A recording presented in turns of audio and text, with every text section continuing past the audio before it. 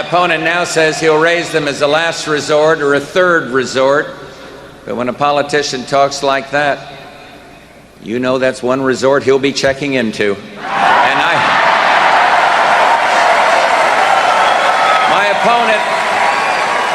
my opponent won't rule out raising taxes, but I will, and the Congress will push me to raise taxes, and I'll say no, and they'll push, and I'll say no, and they'll push again, and I'll say to them, read my lips. No new taxes.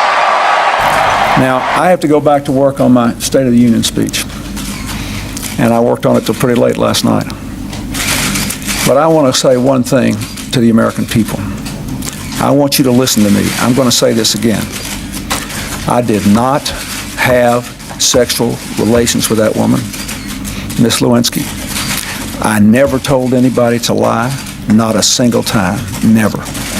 These allegations are false, and I need to go back to work for the American people. Thank you. Good evening.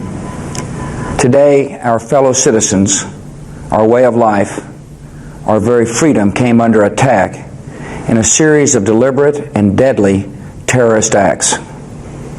The victims were in airplanes or in their offices, secretaries, businessmen and women, military and federal workers, moms and dads, friends and neighbors.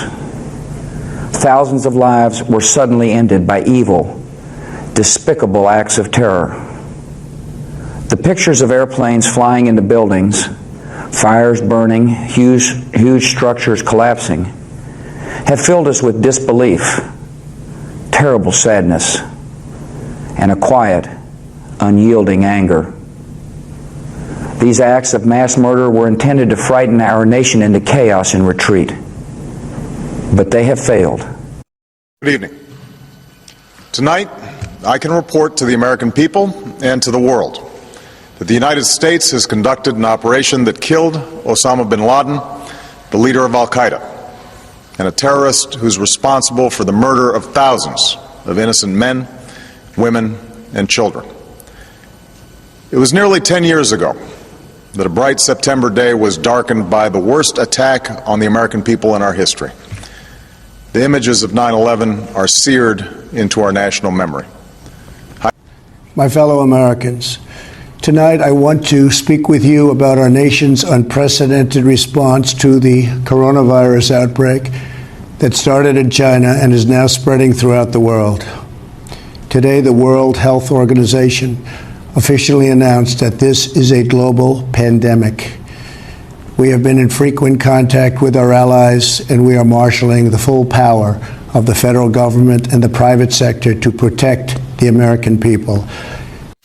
I will sign an executive order that will now require all executive branch federal employees to be vaccinated, all. And I've signed another executive order that will require federal contractors to do the same. If you want to work with the federal government and do business with us, get vaccinated. If you want to do business with the federal government, vaccinate your workforce.